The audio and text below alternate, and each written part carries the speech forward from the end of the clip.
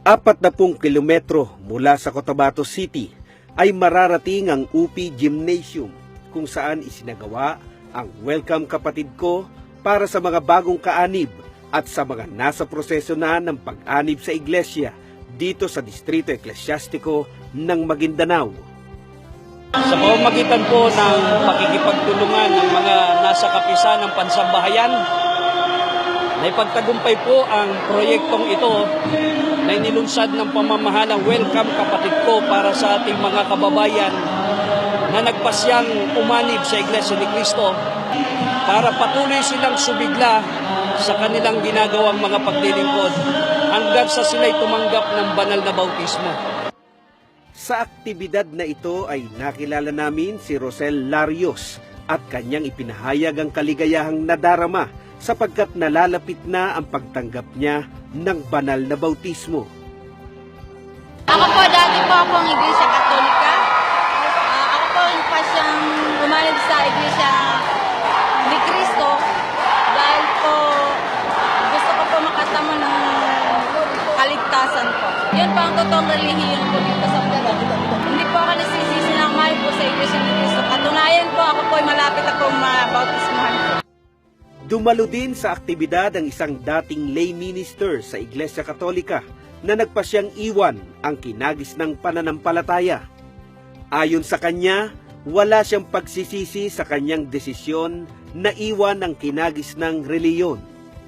Ako po dating Katoliko po, naging katekista at naging lay minister po for almost 7 years. Kung wala pong pari, kami po yung nagdadala ng misa. Ako po inaanyayahan minsan sa INC o sa Iglesia ni Cristo na makinig po sa mga turo nila. Doon po, unti-unti ko pong nadama at naunawaan ang mga turo ng Iglesia ni Cristo na makikita naman talaga natin sa Biblia at mapapatunayan din po sa Biblia po mismo.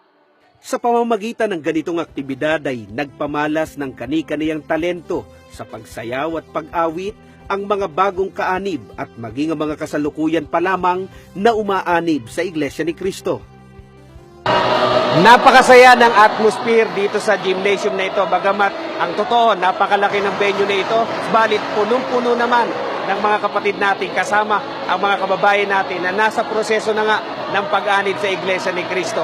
Ito'y nagpapakita lamang ng pag-ibig at pagmamalasakit ng mga kaanib sa Iglesia ni Cristo sa mga kababayan natin dito sa lalawigan ng Maguindanao. Ayon sa mga bagong kaanib, ang ganitong aktibidad ay lalong nagpapatingkad ng pag-iibigang magkakapatid sa loob ng iglesia. Wala po akong pinagsisisihan kasi lahat po ng mga katanungan po na nais kong itanong dati pa ay nasagot po ng Iglesia ni Cristo. Kaya po ngayon, andito po ako at proud po ako na maging kabilang sa Iglesia ni Cristo.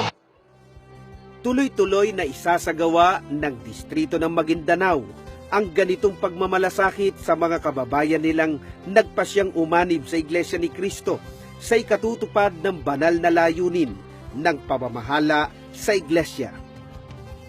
Ito pong aktibidad na ito ay isinagawa para po ito sa lahat ng mga nasa proseso ng pag-anib sa Iglesia ni Cristo. Mga sinusubok, mga dinodoktrinahan, pati na po yung mga nagsusuri pa lang sa Iglesia ni Cristo. Kasama rin po ngayon yung mga bagong bautisado. Kaya po ito ginagawa ay para po ito sa ikasisigla ng mga umaanib sa iglesia at ng mga bago pa lang sa loob ng iglesia.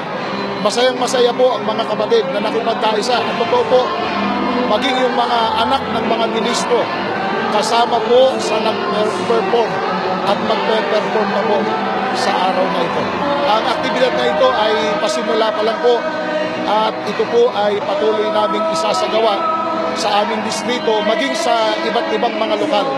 Para nang sa gayon, tuloy-tuloy po ang magiging kasiglahan ng mga kapatid, hindi lamang po sa ganitong mga aktibidad, kundi sa iba pang mga aktibidad, lalo na po sa pagpapalaganap ng mga salita ng Diyos. Mula po sa UP Gymnasium, Maguindanao, ako po si kapatid na Albert de la Cruz Jr. para sa INC TV Church News Live.